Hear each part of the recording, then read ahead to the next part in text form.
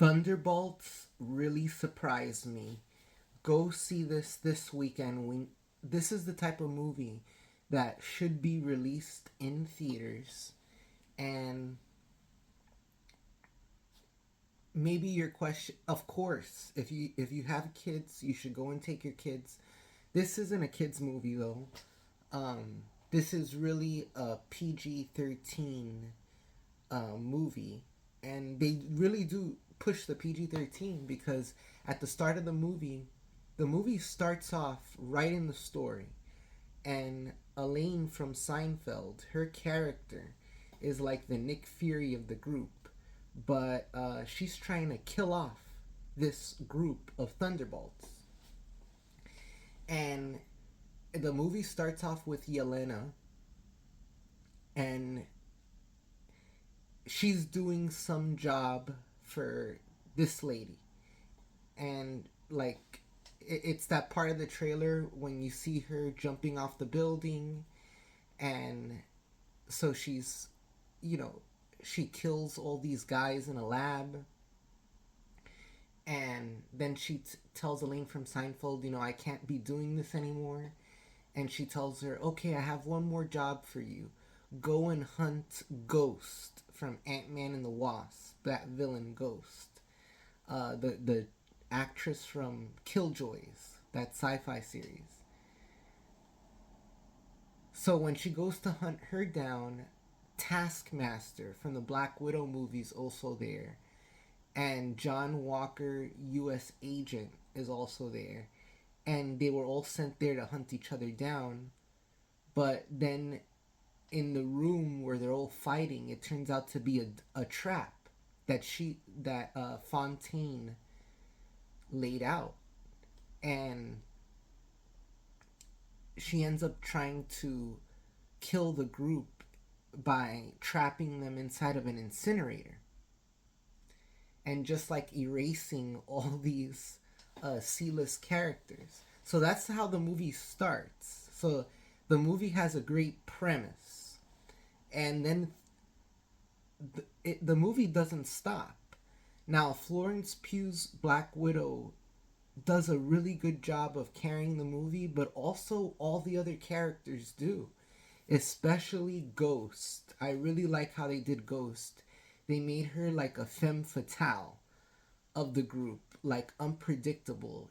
The best way I can describe her is like Mystique, but remember, her power is to phase through walls, right? Like Kitty from X-Men is to phase through walls. So they figure out a way. Fontaine's group figured out a way to shut off her powers through sonics. So like her henchmen, you know, like her army people are all fitted with like these anti superhero, you know, anti superhuman weapons, like these sonic weapons that disrupt Ghost's powers. So that was really cool. You know how Fontaine's group was prepared to handle people with powers. Now, when they're trapped in the incinerator, there's some other things in there, including a body in one of the boxes that wakes up who is Sentry, right? And he has amnesia and mental health issues. And the thing is they infused him with a superhuman serum where he has the power of 1,000 suns. Okay? But the only problem is he was just supposed to be a test subject. Okay? And this guy has like bipolar amnesia, all right? And multiple personalities. And because he has multiple personalities, it created this alter ego apart from the Sentry. The Sentry's alter ego, the Sentry's bad side, right? Everyone has a bad side, right? And his bad side is called the Void. And anybody who has read the comics, right, especially uh, Siege, right? Siege. Um, we know how dangerous the Void can get, okay? Because the Void can get super um, dangerous. So the Sentry is unleashed in the comic book of Siege. So they introduce all of that. You know, we don't see it explicitly, but they're introducing this character. And let me tell you, I liked how they did Sentry in the movie a lot more than the comic book, because in the comic book he's older in the comic book. He already had a wife and kids. We don't know if he has a wife and kids in the MCU. Maybe he doesn't remember that he has a wife and kids. That's the whole thing. And think about it. Not only does he have mental health issues, but so does Moon Knight. So can you imagine when they meet, when Moon Knight meets these new Avengers, especially Sentry, in uh,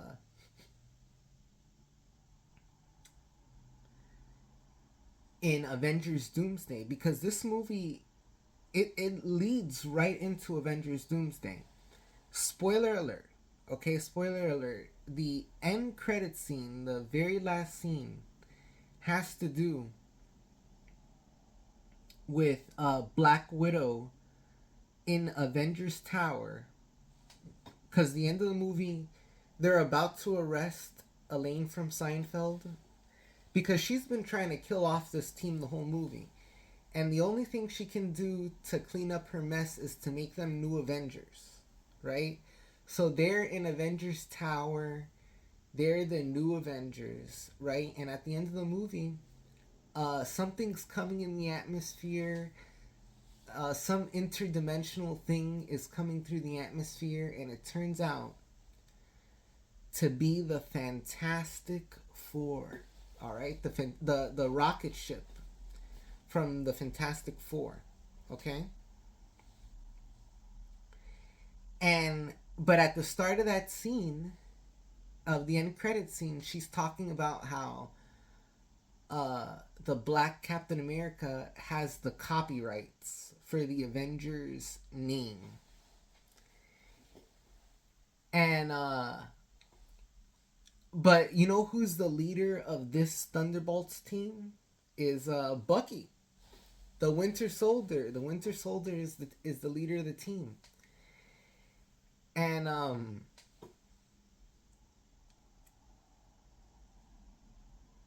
I gotta tell you, I was not a fan of the Winter Soldier show, the Falcon and the Winter Soldier show. I didn't like how they wrote the characters, but here they wrote Bucky really good. And you know who else they wrote good was U.S. Agent. They wrote U.S. Agent really good. Alright? Because in the comics, U.S. Agent is the Captain America that kills. You know? He's basically like Peacemaker, right? From the HBO show. That character that John Cena plays, that's how U.S. Agent is in the comics. So in the right now in Thunderbolts, he was acting just how U.S. Agent would have acted from the comics, which I liked, which we didn't see in the Falcon and the Winter Soldier show. So how was Sentry, right? Loved the last action scene with Sentry, where he's turning everybody into shadows, right? And this is just a small tease of the Sentry's power. because that whole thing with the void, that was only a tease. The void becomes this weird freaking monster that it affects space itself. It has a bunch of eyes. It's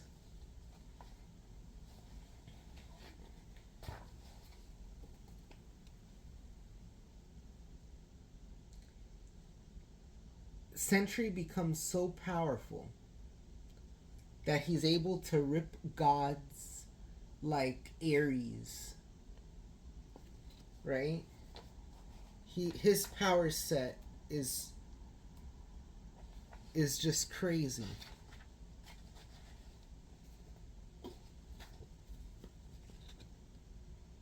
Sentry's power set is crazy, you know?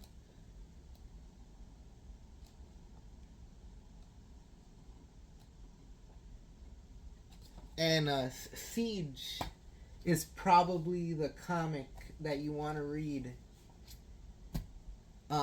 That's all about the void and everything. I gotta open up. But so how did they do it in the movie? In the movie of Thunderbolts, every character has their moment. Every character has their moment. You're gonna love these characters.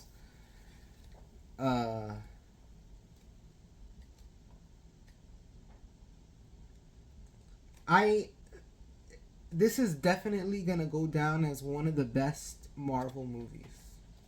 Hands down. It's gonna go down as one of the best Marvel movies.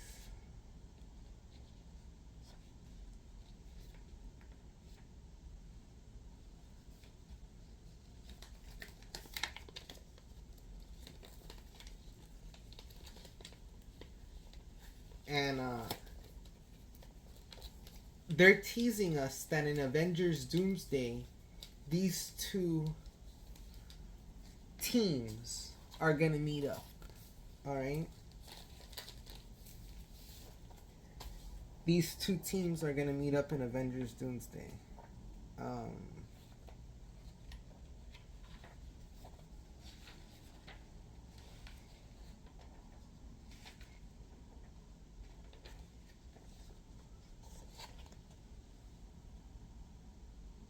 This is the void. This is the void. So I loved how they did the void. The final action scene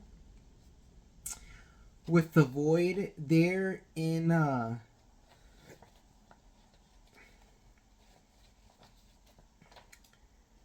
he puts them into like some sort of void, right? So the team gets them embraced by the shadows, and they have to go literally through Sentry's psyche and bad memories, right?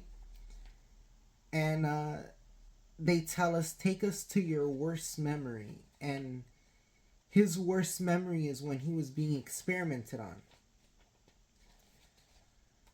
And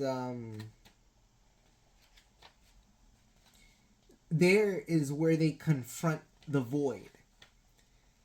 And we see that there's a relationship between Black Widow and the Sentry. You know, a possible future romantic relationship, because there's something there between those two. Between Black Widow and Sentry. And this is how our really good look at the void from the comics. And still to this day, I believe, Siege, this comic book of Siege, has been the only appearance of the void. So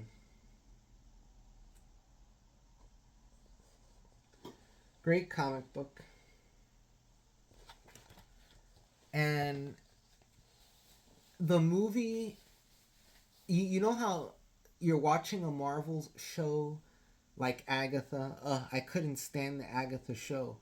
But there was, whenever you're watching like Shang-Chi or something, there's a cringe Marvel scene. Like I love Eternals, but there's that scene with the two dads. And that everybody calls the two dads scene. So this movie didn't have any scenes like that.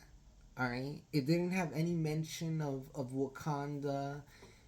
It was a straight up original. You could go into it not knowing anything about Marvel, and it could be a great movie for you. Okay, so this is yeah, this was a really good one. I hope they make a sequel. Love the team. Can't wait until Avengers Doomsday. Alright. Should you go see this in theaters? Yes. It was so good that actually I want to see it again. But it was also funny. Okay? It was also funny. And David Harbour's Red Guardian was hilarious. What a great character. You know, the Red Guardian character, what a great character.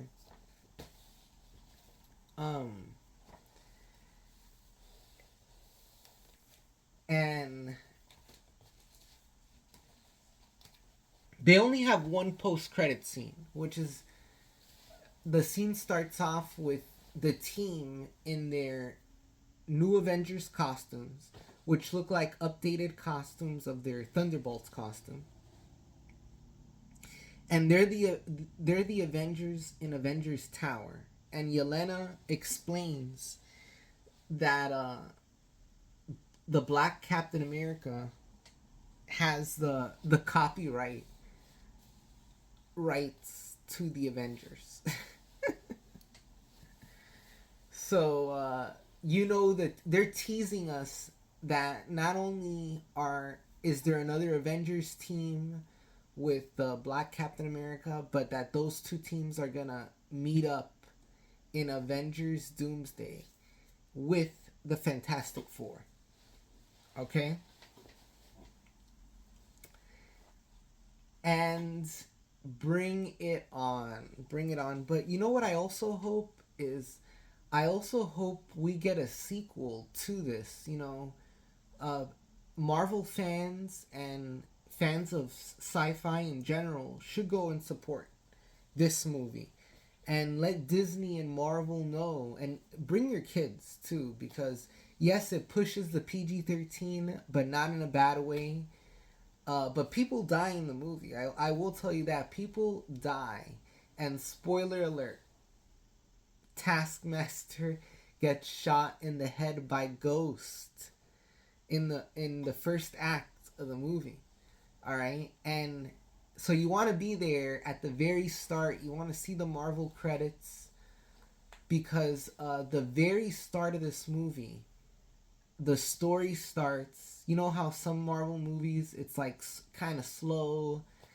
No, they introduce all the characters in the first 15 minutes, and it starts and it does not stop. All right. But I also want to talk about, before I end this video, is the villain. And the real villain of the whole situation here is that character, Elaine from Seinfeld. Her character is called Fontaine.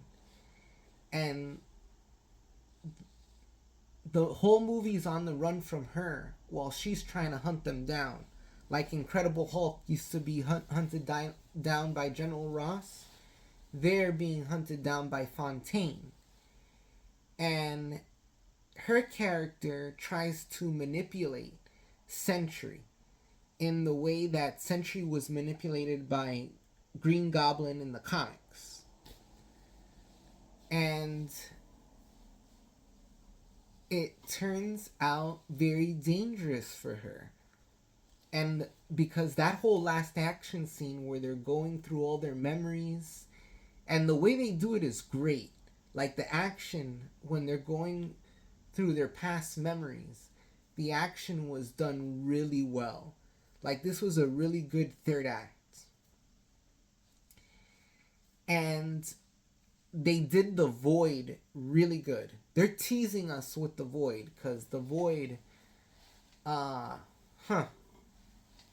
They don't know what they're playing with. Remember, Sentry has the power of 1,000 suns. And they're just teasing us with his power set. But her character tries to manipulate the whole team from beginning to end. That's what makes her so dangerous. And the fact that she's government approved, right? So the team can't do anything to her, right? She's like Maxwell Lord from the DC Comics. The team can't do anything to her. She's their Nick Fury. So,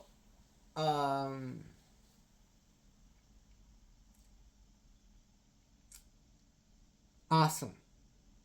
Awesome. And go see this in the movie theaters. Go see this in IMAX. I liked it better than Sinners. And, wow. I want to go see it again. I want to go see it again. But let me know your thoughts of the movie. Because it starts to make you think. And it starts to also make you excited for Avengers Doomsday. This is a buy on 4K. For sure. When this comes out on 4K, this is the type of movie you need in 4K. Mm-hmm. Yep. Yep. And I also thought it was better than any of the Avengers movies. So, let me know, comment your thoughts. Are you excited to see all these characters come together in the future? But here's the thing, is that I love the movie. And, you know, they have to make a sequel. They have to continue this team, you know, with different characters, but this is a team Marvel needs to focus on. The Thunderbolts.